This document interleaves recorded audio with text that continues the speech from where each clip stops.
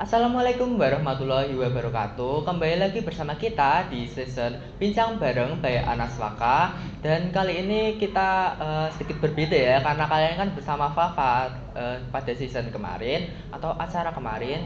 Dan kali ini bersama saya Axel Alif dari kelas 11 2. Dan kali ini kita kedatangan tamu nih yang sangat spesial banget, karena kakak ini eh, berada di organisasi MPK. Boleh dipersilakan diperkenalkan diri? Halo semuanya, ya saya di sini sebagai Ketua MPK SMA Tekumar Semarang. Nama saya Axel Nizar Fauzan, saya menjabat sebagai Ketua MPK pada periode tahun 2024. Oke, mungkin bisa dijelaskan beberapa pengertian mungkin ya tentang MPK itu apa sih Kak? Mungkin yang belum tahu-tahu nih, biar biar tahu semuanya. Oke, Axel. Jadi MPK itu pada dasarnya memiliki arti yaitu Majelis Permusyawaratan Kelas. Oke. Untuk MPK sendiri berbeda sistemnya dengan OSIS, yang dimana OSIS biasanya dikenal sebagai penggerak acara di lapangan. Kalau MPK itu biasanya sebagai pengawas. Seperti itu gitu, Axel. Oke, kalau semisal job desk sendiri tentang MPK itu bagaimana ya? Kak, bisa dijelaskan lagi mungkin? Oke, kalau MPK itu mungkin warga SMA Tekumar atau bahkan siswa-siswi SMA Tekumar mengenalnya MPK setara sama OSIS. Namun perlu digarisbawahi, MPK itu sebenarnya memiliki wewenang yang lebih tinggi atau kedudukan yang lebih tinggi dibanding OSIS.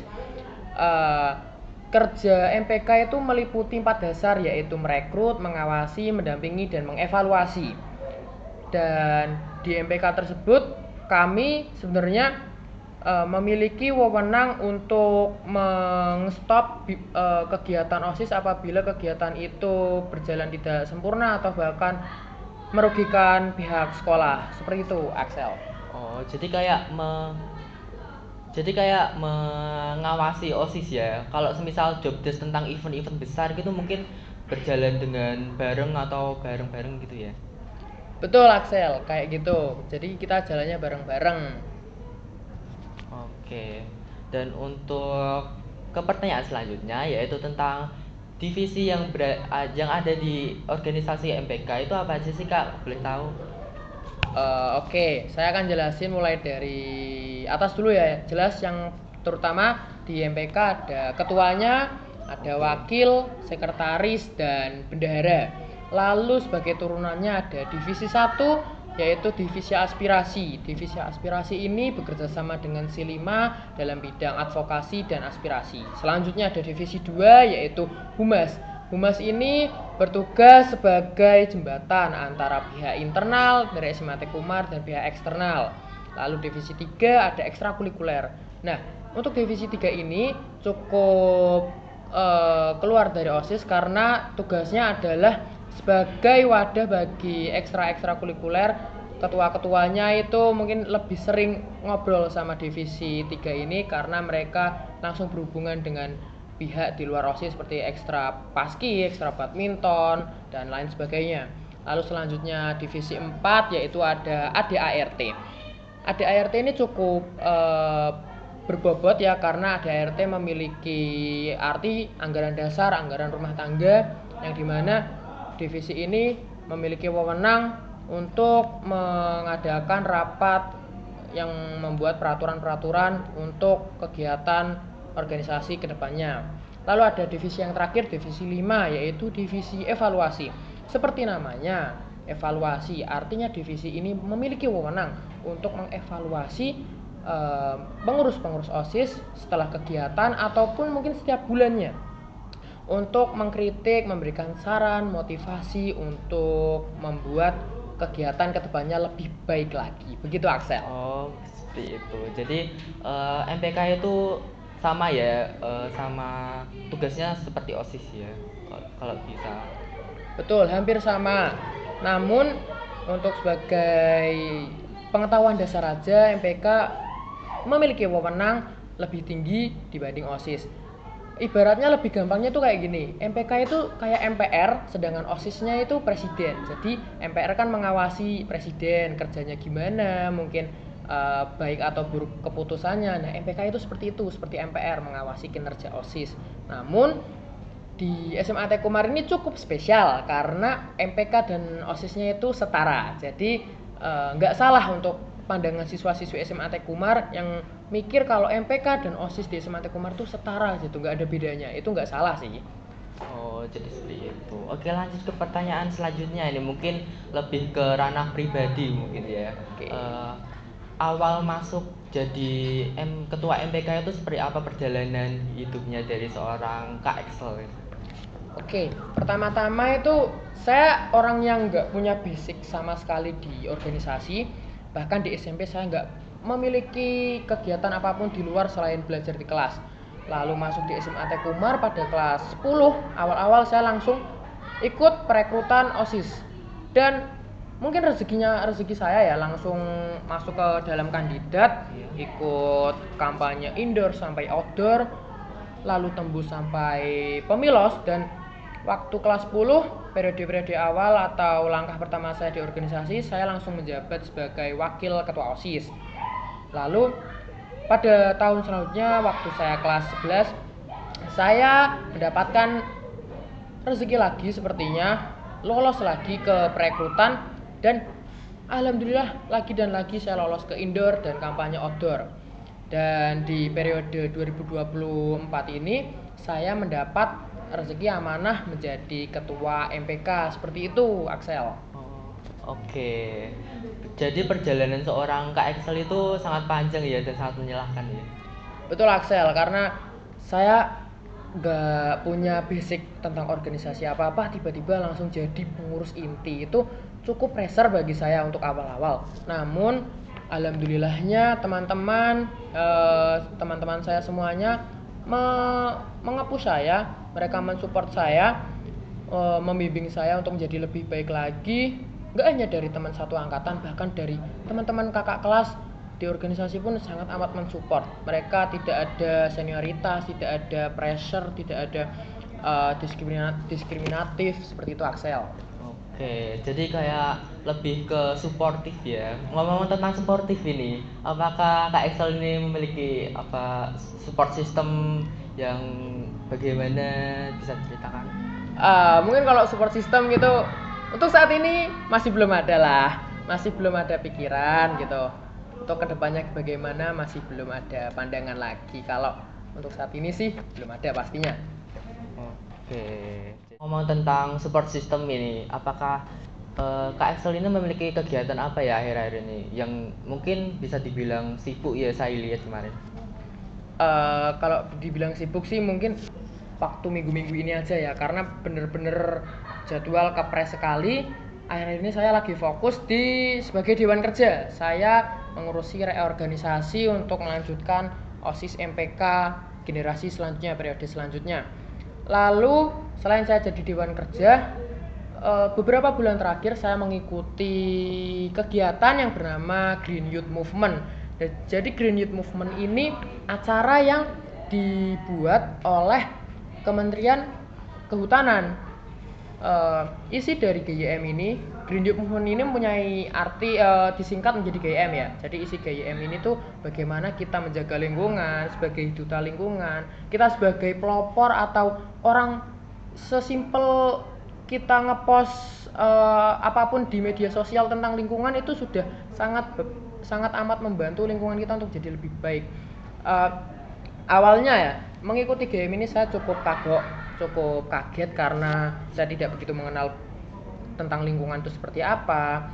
Namun treatment yang diberikan oleh mereka sangat amat baik. Mereka menggunakan treatment yang baik dengan cara kelas per kelas, sesi per sesi diajarkan dengan begitu bagus, cermat. Lalu mereka menggunakan treatment juga, yaitu mereka mengundang nggak hanya dari satu sekolah, dari berbagai macam sekolah dijadikan dalam satu forum. Kemarin saya mengikuti forum itu di Perhutani Divre Semarang, Divre Jawa Tengah, letaknya di dekat Polda. Itu saya ada satu teman lagi, lalu ada dari berbagai macam sekolah seperti SMA 14, SMA Institut Indonesia, SMA Mataram, lalu ada SMA 11 gitu. Seperti itu Aksen. Wow, banyak banget ya ternyata jadi join ke organisasi luar sekolah itu banyak banget ya privilege-nya ya Kak Axel ya. Terutama untuk menambah relasi juga ya bisa. Betul banget Axel. Saya orang yang cukup bersyukur karena mungkin ini jalan yang diberikan oleh Allah, karena dengan ini saya bisa punya banyak teman di luar, gak hanya dari sekolah. Saya punya banyak relasi, punya banyak pengalaman, terus punya banyak ilmu yang mungkin bisa saya sebarkan ke teman-teman gitu, seperti itu. Oke. Oke. Awal mula Mas Axel itu join ke DK itu seperti apa? Apa perekrutannya Dewan Kerja itu seperti apa sih? Boleh di-share dong ke kita? Jadi gini Axel, untuk perekrutan Dewan Kerja atau disingkat DK itu beda dengan perekrutan organisasi seperti OSIS dan MPK. Ini perekrutannya tuh dengan cara dengan internal. Kami dihubungi satu persatu oleh pembina untuk membantu melaksanakan reorganisasi periode selanjutnya. Awalnya itu hanya ada beberapa orang, seperti ya kebanyakan diisi oleh pengurus inti oleh OSIS MPK periode sebelumnya. Namun kalau dibilang seluruh Dewan Kerja itu mantan pengurus, tentu tidak. Di Dewan Kerja tahun ini ada juga yang mereka itu bahkan nggak ikut di OSIS MPK, seperti itu Axel. Oh, contohnya kayak Paskib itu ya, seperti Mas Alif dan juga Mas Rehan mungkin ya seperti itu ya.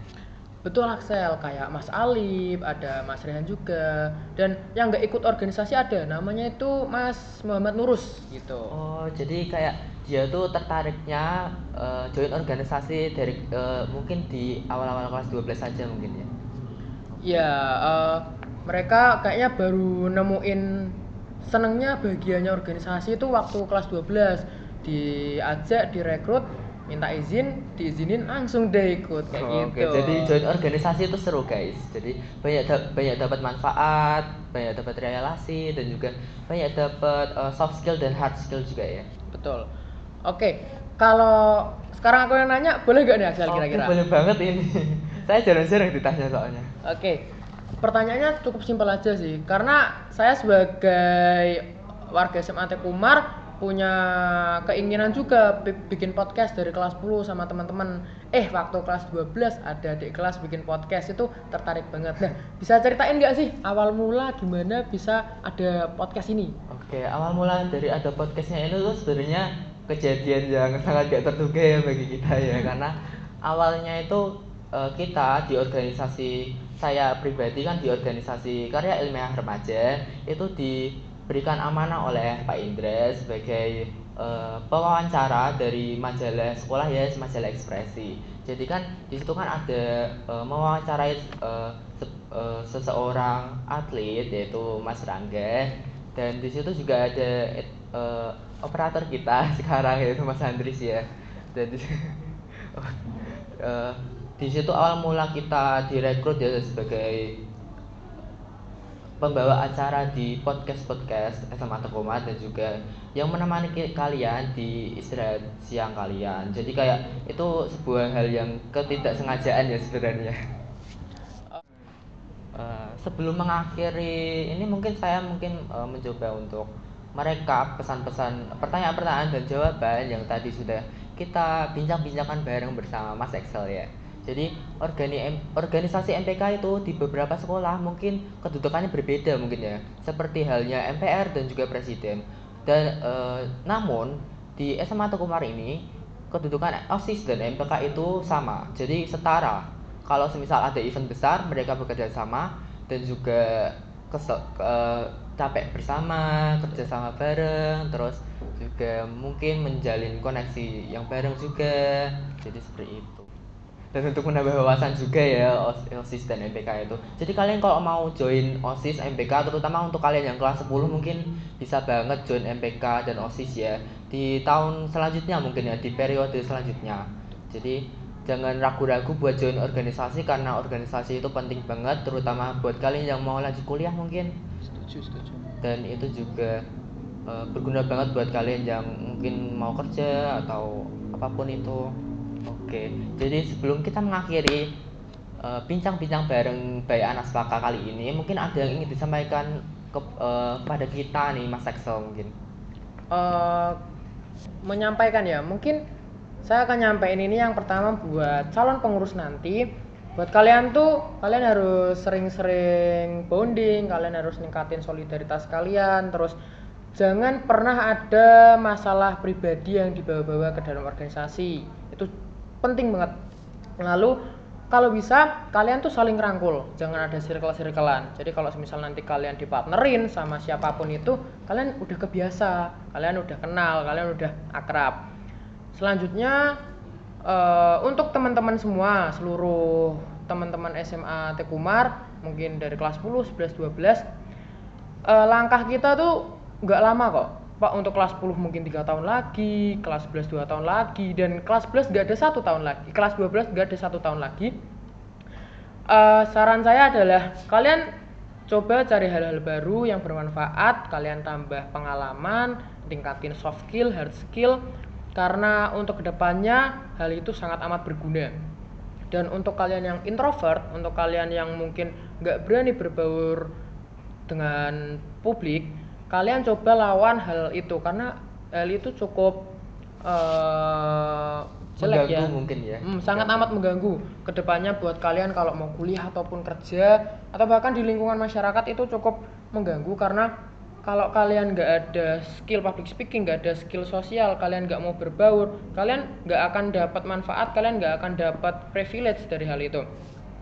Selanjutnya saya punya mungkin quotes ya. Jadi quotesnya itu seperti ini: hidup yang nggak dipertaruhkan itu nggak akan pernah dimenangkan. Oke, keren banget ya buat dari Kak Axel ya. Oke, mungkin segitu dulu ya bincang bareng by Anas Paka kali ini. Bila ada salah kata atau yang kurang berkenan, kita mohon maaf. Dan sampai jumpa di bincang bareng by Anas Paka selanjutnya. Wassalamualaikum warahmatullahi wabarakatuh. Dadah. Waalaikumsalam warahmatullahi wabarakatuh. Alhamdulillah.